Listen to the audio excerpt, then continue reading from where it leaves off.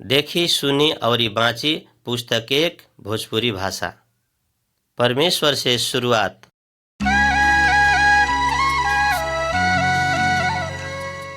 सब मित्र के नमस्कार। आई ई पृथ्वी में रहे वाला शुरू के आदमी सब के बारे में सीखी। ओकनी सब हमनी के एकमात्र सत्य परमेश्वर के विषय में बतले बाड़न।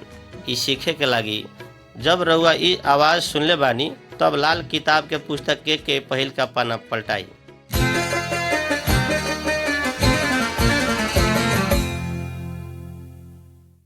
चित्र एक।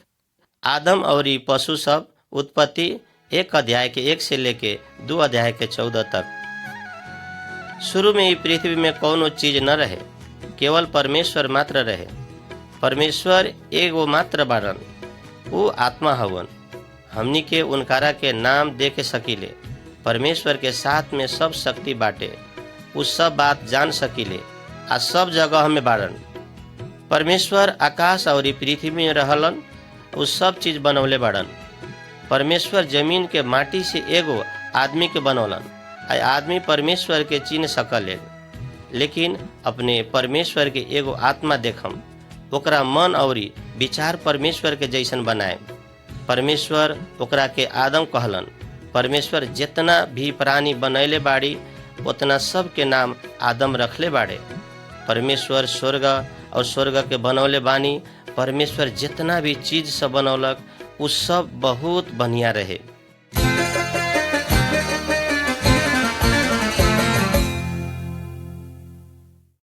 चित्र नंबर 2। आदम के खातिर एगो मेहरबान। उत्पत्ति 2 अध्याय के 15 से लेके 25 तक। परमेश्वर आदम के एगो सुंदर बगीचा में रखलन। तब वो बगीचा के देख रेख कलन, माल जाल सब के जोड़ी जोड़ी कह के रखलन। लेकिन मनुष्य के लागी कोनो भी सुहाय वाला साथी न रहे। एक लेल परमेश्वर आदम के मस्त निंद्रा में सुता देलन। और बाद में परमेश्वर आदम के वो जगह से वो करंक में से निकाललक। और बाद में वो हड्डी में से बनलन।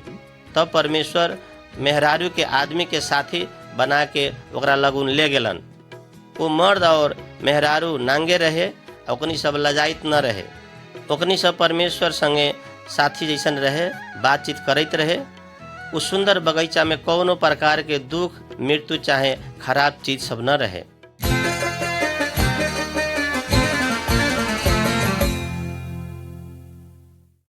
चित्र नंबर 3। बगीचा में सांप के प्रवेश भेल। उत्पत्ति 3 अध्याय के 1 से लेके 8 तक। परमेश्वर आदम के कहलन, तू बगीचा के सभे गाछी के फल खा सकत बाड़, लेकिन तू असल और खराब के ज्ञान दे वाला गाछी के फल कभू न खइह, काहे कि तू उ फल खैब त जरूर मर जाएब। शैतान स्वर्ग के एगो स्वर्गदूत रहे, लेकिन उ परमेश्वर के विरुद्ध में बागी बन गेल। उ परमेश्वर के दुश्मन बन गेल। शैतान एगो सुंदर सांप के भेष में स्त्री लगे अयलन। उ स्त्री के झूठ बात सब बतैलक। शैतान स्त्री के कहलक, तू ई फल खैब त कभू न मरब। परमेश्वर जौन फल मनाही कैले रहे, शैतान उहे फल खाए खातिर स्त्री के बहका देलक। स्त्री उ फल खा लेल, कुछ ओमे से आदम के भी खियलक। ओकनी सब परमेश्वर के आज्ञा के उल्लंघन कैलक। परमेश्वर जैसे कहले रहलन वैसे ओकनी के आत्मा मर गेल। ओकनी सब नांगे होला के कारण लाज में पड़लक आ उ दोनों जना परमेश्वर के जगह लुका गेलक।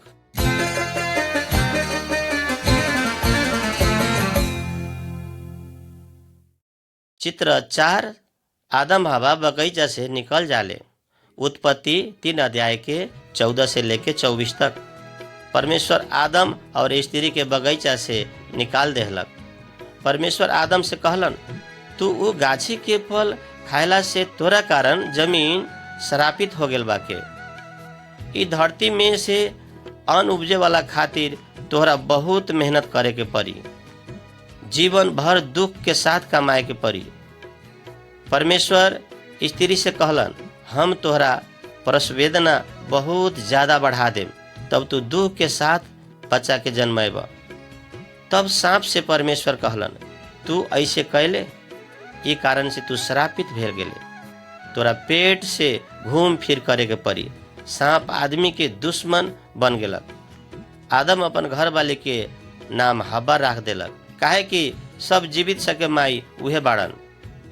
हवा बेटा बेटी के पैदा कैलन, तब ओकनी सब हमनी सब के आज पुरखा बनैलन। हमनी सब अभी तकले परमेश्वर के अलग भेल बानी, आ हमनी सब गोरे आदम के जैसन परमेश्वर के आज्ञा उल्लंघन करले बाड़ी। लेकिन परमेश्वर एगो ई बात कह रहल है कि हमनी सब जौन व्यक्ति शैतान के जीत के हमनी सब के परमेश्वर के पास ले गेलन, वो आदमी प्रभु यीशु ख्रिस्ट बाड़न।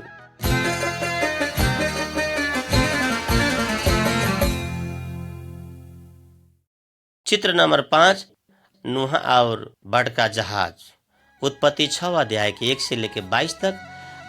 आदम से जन्म होइत आयल सब आदमी सब शैतान के रास्ता में चले लागल। एगो रे मात्र परमेश्वर के खुशी बा कह के कोशिश कैलन। उनका नाम नूहा रहे। परमेश्वर नूहा से कहलन, हम सब मनुष्य जाति के नाश करे के लागी फैसला कर चुकल बाड़ी, काहे कि पृथ्वी ओकनी सबके उपद्रव से भर गेल रहे। तू अपन खातिर एगो जहाज बनाव, सब जीवित प्राणी सबके नाश करे के खातिर हम पृथ्वी में जल प्रलय भेजे वाला बाड़ी। तोहर मेहरारू बेटा बेटी आ ई पुतो सबके लेके जहाज भीतर जो। सबे पशु पंछी में से हर एक जात के मर्द आ जनानी कह के जहाज में लेके जो, ताकि ओकनी सब बाँच सके। नूहा परमेश्वर के खटायल बमोजिम काम कैलन।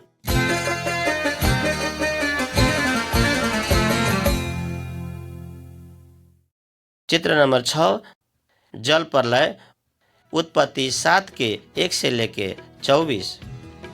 नूहा आदमी सबके चेतावनी देलन कि परमेश्वर तोहनी सबके नाश करे वाला बाड़न। ओकनी सब अपन खराब चाल चलन पीछा न हटलक। नूहा उनका परिवार और सब पशु पंछी के जोड़ी सब जहाज भीतर पैंस गेल। ओकरा बाद परमेश्वर जहाज के दरवाजा बंद कर देलन। ओकरा बाद पानी पड़े लागल। 40 दिन 40 रात तक पानी पड़ैत रह गेल। जमीन के नीचा से पानी के मूल फूट गेल। तब पूरा पृथ्वी में पानी से भर गेल। नूहा और जहाज में रहल आदमी सब पशु पंछी बाहेक सब आदमी सब और पशु पंछी सब मर गेल।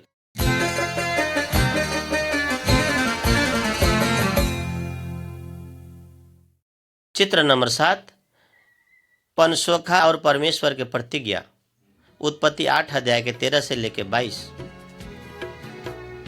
पानी पड़े के रुक गेल। तब 1 बरस बाद में पृथ्वी के पानी सूख गेलक। नूहा उनकर परिवार पशु पंछी सब जहाज में से निकल गेलक। नूहा परमेश्वर के खातिर एगो बलि चढ़ैलक। तब परमेश्वर खुशी भेलन। परमेश्वर आकाश में एगो पनसोखा राखलक और कहलन, हम जल प्रलय ले आके जीवित प्राणी सबके नाश कहियो न करम। जब बादल में पनसोखा देखा पड़ी, तब तोहनी सबके कल गेल करार हम याद करम। साथी सब जब अपने लोगन आकाश में पनसोखा देखम, तब तोहनी सब भी परमेश्वर के कल गेल प्रतिज्ञा के याद करू। परमेश्वर फेरू सारा संसार के न्याय करे अइहन। अब की बेर परमेश्वर संसार के आग से नाश करिहन। बाकी परमेश्वर के ऊपर भरोसा करे वाला और उनका आज्ञा के पालन करे वाला सबके डेराए के जरूरी नहीं खे। परमेश्वर हमनी के बाँचे के उपाय देले बाड़न।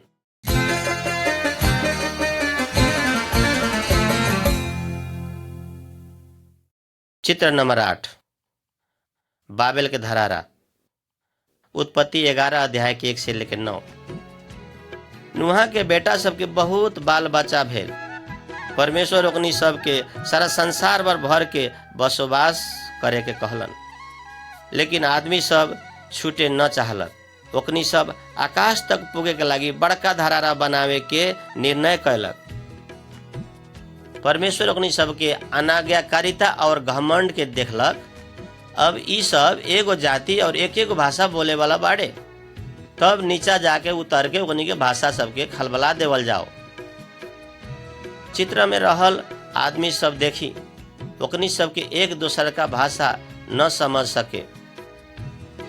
ओकनी सब शहर बनावे वाला काम के रोके के पड़ल और ओकनी जगह जगह में जाके अपन अपन ठाव तैयारी करे के पड़ल। अन्यायकारिता से आदमी सब एक दूसरा से अलग हो गेलक और ये आदमी सब परमेश्वर के भी अलग रख देलक।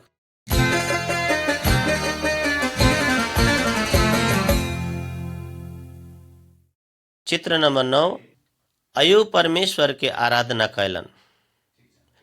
अयूब 1 अध्याय के 1 से लेके 12 तक इस चित्र में रहल आदमी के नाम अयूब बाटे। वो केवल एकमात्र परमेश्वर के आराधना करलन। वो शैतान के रास्ता कभू न अपनेलन। परमेश्वर अयूब से खुशी भेल बात शैतान से कहलन। परमेश्वर अयूब के बहुत धनाढ्य व्यक्ति बनैलन। अयूब के साथ में बहुत बेटा बेटी, नौकर चाकरा, बहुत पशु रहे। एक दिन शैतान परमेश्वर से ऐसे बात कहलक, अयूब तो धनी बने के लागी अपने के आराधना कैले बा। शैतान परमेश्वर के कहलक, अगर अयूब के साथ में होल सामान सबे खोस देवे तैयो भी वो अपने के शराब दी। शैतान झूठ बोल रहल बात सब परमेश्वर के मालूम हो गेल। अयूब गरीब हो गेला के बावजूद भी परमेश्वर के सेवा करिहन कह के परमेश्वर के जानकारी रहे। वही से अयूब असल आदमी बाटे से बात प्रमाणित करे के खातिर परमेश्वर अयूब के सबे संपत्ति छीने के इजाजत शैतान के देलन।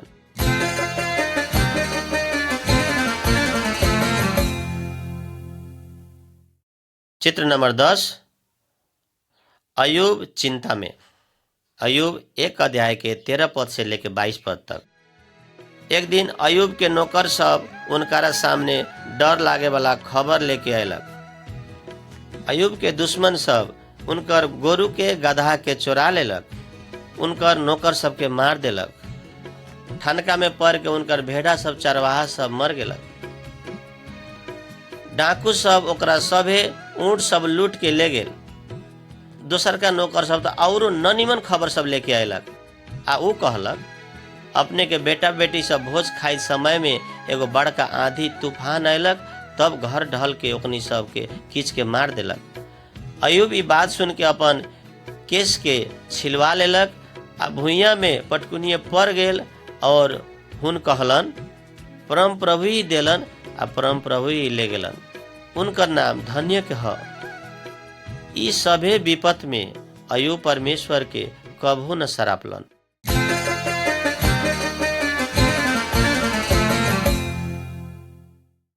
चित्र नंबर 11, अयूब कष्ट में पड़ गेलन। अयूब 2 अध्याय के 1 से लेके 13 पद तक। शैतान परमेश्वर से कहलक, यदि रउआ अयूब के शरीर में दुख देहम त वो अपने के सरापे लागी। ए लेल परमेश्वर फिर शैतान के अयूब के जांच करे के खातिर अनुमति देलन। शैतान अयूब के ऊपर भयंकर छाला के रोग लगा देलक। अयूब के पत्नी ओकरा से कहलक, का अभी भी अपने अपन कर्तव्य में अटल ही रहम? परमेश्वर के श्राप दी आ मर जाई। लेकिन अयूब ओकरा के डांटैत कहलन, तू ई कैसन बात बोलत बाड़े? तू एगो मूर्ख जनी के जैसन बात करत बाड़े। परमेश्वर से होल सुख के ग्रहण करबे आ दुख के ग्रहण न करबे। अयूब के 3 जना साथी सब अयलक आ अयूब से बहुत दिन तक बात कैलक। ओकनी सबके कथन अनुसार अयूब कोनो प्रकार के खराब काम कैले होइहन। यही से परमेश्वर उनका दंड देले बाड़न कह के ओकनी से बात कैलक। तब परमेश्वर स्वयं ओकनी सबके लगे दिखाई देलक। तोनी सब कुछो न समझले बारे। परमेश्वर ओकनी सबके बतैलक। आ हमनी के जीवन के सहज और कठिन बात सब परमेश्वर मात्र जानलन।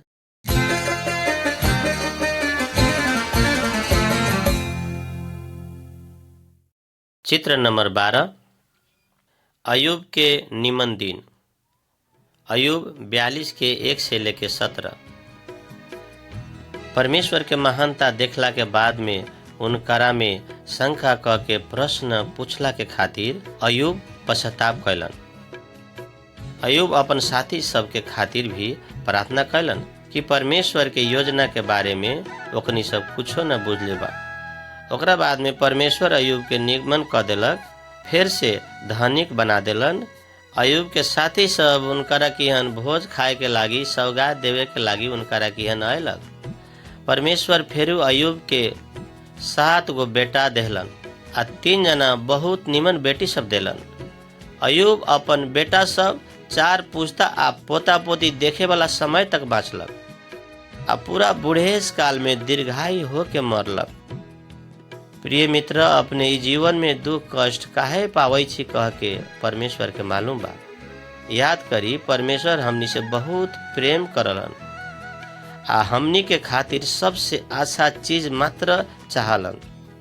हमनी सब उनकारा पर भरोसा करे के परमेश्वर चाहलन, तब हमनी के प्रभु यीशु ख्रीस्त के माध्यम से शैतान के ऊपर विजय कर सकतानी। प्रिय मित्र, अब्राहम कहे वाला एगो आदमी के बारे में हम अपने सबके बतावई तारी आ हमनी सब उनकरा द्वारा महान आ उद्देक के आशीष प्राप्त कैले छी।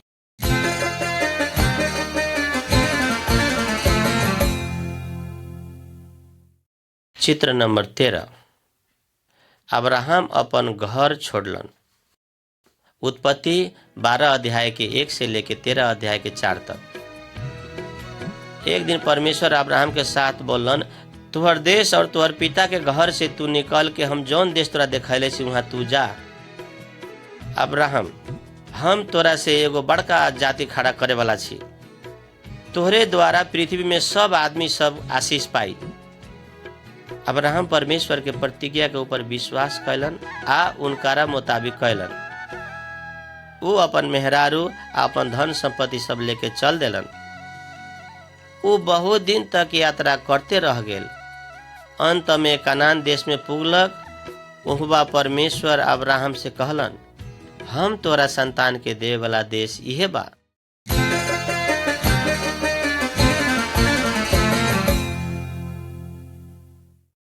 चित्र नंबर 14। अब्राहम और लोत। उत्पत्ति 13 अध्याय के 5 से लेके 18। अब्राहम के लोत नाम के एगो भतीजा रहे। लोत भी अब्राहम के साथ में गेलक। अब्राहम और लोत के बहुत ज्यादा संख्या में भेड़ा बकरी सब, गाय भैंसी सब के बथान रहे। उस सब के लेल पर्याप्त चरे वाला जगह न भेला के कारण अब्राहम और लोत के चरवाहा सब के बीच में झगड़ा हो गया। ए लेल अब्राहम लोत के कहलन, हमनी के बीच में झगड़ा न होके के चाही। ए लेल हमनी के अलग अलग होला के चाही। तू जौन जमीन लेवे के चाहे छ उहे ले ला। लोत अपना लेल आ अपना बथान के खातिर बढ़िया जमीन लेवे के चाहलक। ए लेल उ उपजाए वाला जमीन चुनलक। उ सदोम नाम के शहर के लग में बसवास कैलक। ओकरा बाद में परमेश्वर फिर ऐसे कहित अब्राहम से कहलन, तोहर देखल सभे जगह सब तोरा लेल और तोर संतान के लागी सब दिन के लागी हम दे देम।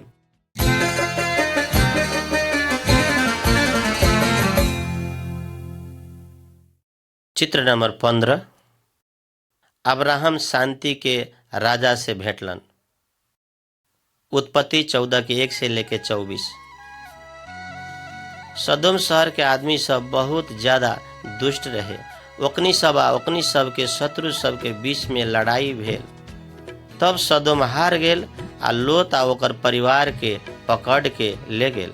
लेकिन अब्राहम आ ओकरा आदमी सब जाके लोत के छोड़ा के ले अयलक, शत्रु सब के जीत लेल। लड़ाई के लौटला के समय में ओकनी सब एगो बड़का राजा से भेंट कैलक और उ राजा के नाम मलकी सदेक रहे।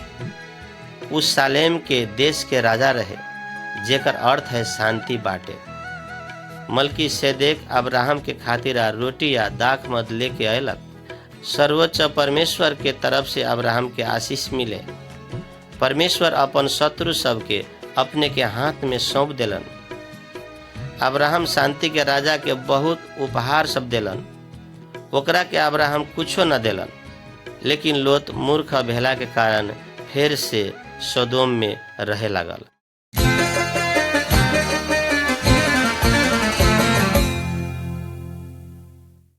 चित्र नंबर 16।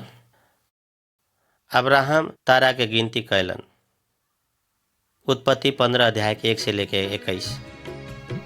अब्राहम परमेश्वर के मित्र बनल, लेकिन अब्राहम दुखी रहे, काहे कि ओकरा कौनो संतान न रहे। परमेश्वर अब्राहम के बाहर ले गेलन आ कहलन, आकाश के तरफ ताक के तारा सब गने सकबे कि गने सकबे न कह के देख, तोहर संतान सब वैसे ही ज्यादा होई। अब्राहम परमेश्वर के प्रतिज्ञा के ऊपर विश्वास कैलन, तब परमेश्वर ओकरा से खुशी भेलन। एक दिन परमेश्वर अब्राहम से कहलन, तू और तोहर संतान सारा कनान देश में अपन अधिकार करब।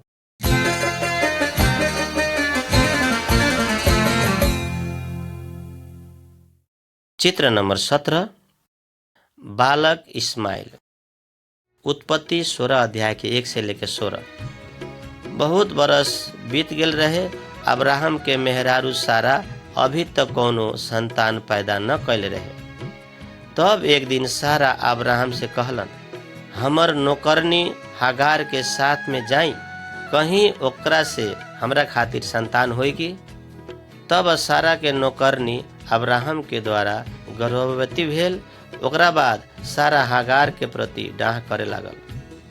हागार के संतावना देवे के खातिर परमेश्वर एगो स्वर्गदूत ओकरा लगे पेठैलन। परमेश्वर के दूत हागार से कहलन, तोहर कोख से इस्माइल नाम के एगो लड़का पैदा होई। इस्माइल के बहुत संतान होई, ओकरा द्वारा एगो बड़का जाति बने वाला बा। लेकिन परमेश्वर अब्राहम के कहलन, तोहर मेहरारू सारा तोरा खातिर एगो पुत्र के जन्म दी, तब हम अपन प्रतिज्ञा ओकरा द्वारा पूरा करेम आ हम अपन करार स्थापित करम।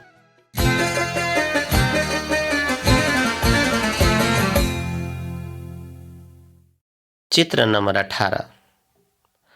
सारा हासलिन। उत्पत्ति 18 अध्याय के 1 से लेके 15। एक दिन जब अब्राहम 99 बरस और सारा 90 बरस के पुगल रहे, तब परमेश्वर के 3 गो स्वर्गदूत ओकरा लगुन अयलक। तब सारा भोजन तैयारी कैलक आ अब्राहम पाल के बाहर उ भोजन ओकनी सबके देलक। तब स्वर्गदूत सबके एक जना परमेश्वर के वचन बोलैत कहलन, अब से 9 महीना के बाद सारा एगो पुत्र के जन्म दिहन। सारा पाल भीतर से ई बात सुनलक। सारा ई बात के विश्वास न करके मन मने हंसलक। तब परमेश्वर अब्राहम से कहलन, परम प्रभु के लेल कोनो बात कठिन बात। परमेश्वर अपन प्रतिज्ञा बमनी सारा के बूढ़ेस काल के उमेर में एगो पुत्र देलन। ओकनी सब बालक के नाम इसहाक रखलन, जेकर अर्थ हंसी होखले।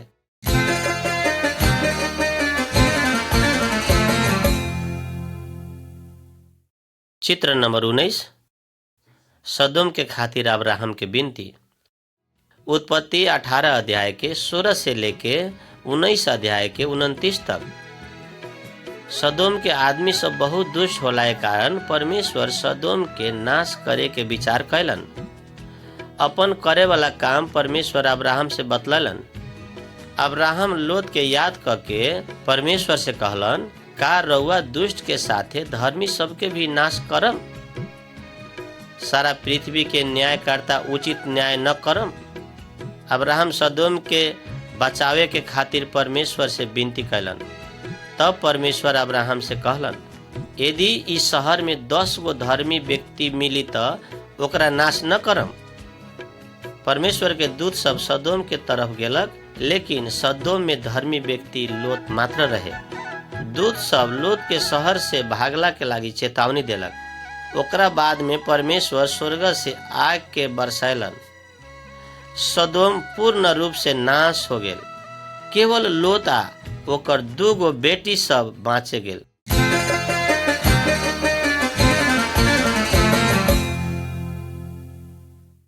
चित्र नंबर 20। अब्राहम द्वारा चढ़ाए वाला बलि। उत्पत्ति 21 अध्याय के 1 से लेके 22 अध्याय के 19 तक।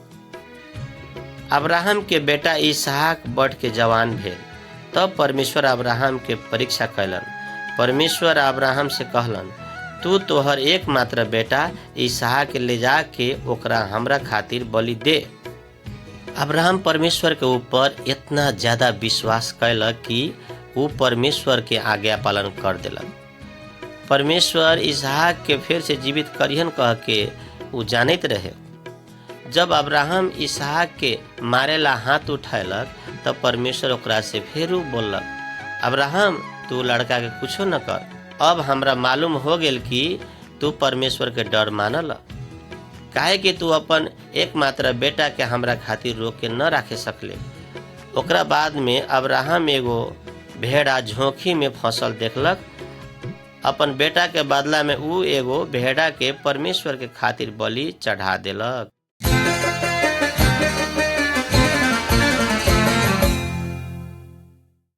चित्र नंबर 21, वृद्ध अब्राहम और उनकर दास।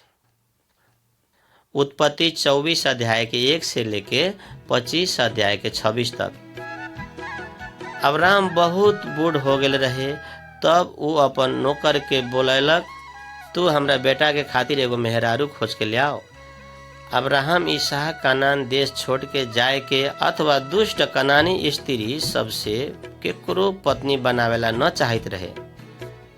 वैसे ही उ दास शपथ खैलक आ अब्राहम के आज्ञा पालन कैलन। तब परमेश्वर उ दास के अब्राहम के नातेदार की यहाँ जायला अगुवाई कैलन। उहबा उ नौकर इसहाक के खातिर एगो बहुत सुंदर मेहरारू भेटैलक जेकर नाम रेबिका रहे। कुछ दिन बाद में इसहाक और रिबका द्वारा याकूब अर्थात इसराइल नाम के लड़का के जन्म भेल। वो इसराइल देश के राष्ट्रपिता बनलक। इसराइली सब अभी तक के लिए उहे जगह में बसवास करले जेकरा कनान कहल जाले। इसराइल से ही एक व्यक्ति आयलन जौन सारा संसार के खातिर आशीष देलन।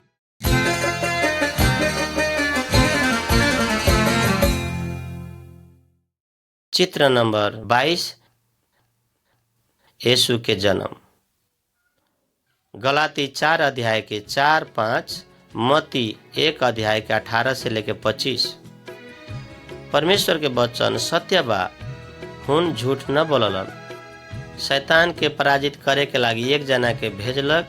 से बात परमेश्वर कहले रहलन, हम दुष्ट सबके नाश करम कह के परमेश्वर नूहा के चेतावनी देलन। परमेश्वर अयुब के हुन अपन प्रतिज्ञा सब पूरा करियन कह के देखैलन। ई चित्र में तोहनी सब यीशु कहे वाला बालक के चित्र देखे सकब। ठीक समय में वहाँ इसराइल देश में जन्म लेलन। उनकर माई मरियम एगो कन्या लड़की रहे।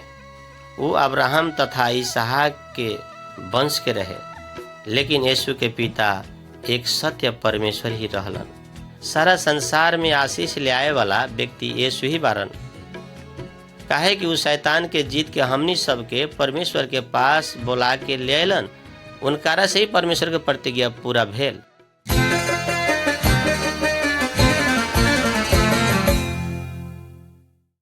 चित्र नंबर 23, यीशु के मृत्यु। गलाती 3 अध्याय के 13-14। यीशु बड़ के लम्हत भेलन आ आदमी सबके परमेश्वर के मार्ग के बारे में सिखैलन। वो परमेश्वर के तरफ से आयल बाड़न। से बात देखावे खातिर यीशु बहुत आश्चर्य काम सब कैलन। फिर भी दुष्ट आदमी सब उनकारा ऊपर विश्वास न कैलक। उ सब यीशु के एगो काठ के क्रूस में लटका के मार देलक। एगो सिपाही उनकारा कोख में एगो भाला से घोंपलक। वास्तव में उनकारा मौत हो चुकल रहे। मित्र सब परमेश्वर आदम से कहलक। उ सब यीशु के एगो काठ के क्रूस में लटका के मार देलक। एगो सिपाही उनकारा कोख में एगो भाला से घोंपलक। वास्तव में उनकारा मौत हो चुकल रहे। मित्र सब परमेश्वर आदम के कहले रहलन कि तू मनाही कैल पेड़ के फल खैब त तू मर जाएब। से बात बतैले रहे। हमनी सब भी परमेश्वर के आज्ञा उल्लंघन कैले बानी आ अनंत मृत्यु के लायक बानी। लेकिन हमनी के दंड भोगे के खातिर यीशु हमनी सबके लागी यीशु क्रूस में मर गेलन। अब्राहम इसहाक के बदला में एगो भेड़ा के मारलक, लेकिन यीशु ख्रिस्ट हमनी के लागी मरला के कारण शैतान के हार हो गेल। हमनी सबके अनंत मृत्यु में पुगाए वाला शैतान के शक्ति खत्म हो गेल।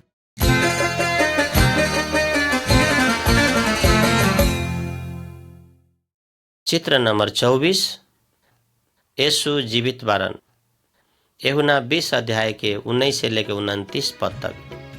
यीशु के मृतक शरीर कब्र में रखल गेल, लेकिन तीसरका दिन में वो फेरू जीवित हो गेल। वो अपन चेला सबके साथ में दिखाई देलन, लेकिन ओकनी सब मध्य थोमा नाम भेल चेला वो जगह न रहे। और चेला सब कहलक, हमनी के प्रभु के देखनी है, लेकिन थोमा विश्वास न कैलक। तब यीशु फिर सब चेला सब कहाँ देखा पड़लक। वो थोमा के अपन हाथ में कीला ठोकल चिन्ह सब आ पाजरा में भाला से मारल घाव देखैलक। यीशु थोमा से कहलन, शंका न कर, लेकिन विश्वास कर। हमरा के बिना देखले विश्वास करे वाला धन्य के बाके। प्रिय मित्र, हमनी के थोमा के जैसन परमेश्वर के ऊपर शंका करे वाला न बनू। हमनी सब अब्राहम जैसन बनू, जौन परमेश्वर के प्रतिज्ञा ऊपर विश्वास कैलन। यीशु में विश्वास करके हमनी परमेश्वर के चिन्ह सकम आ हमनी अनंत जीवन प्राप्त करे सकम।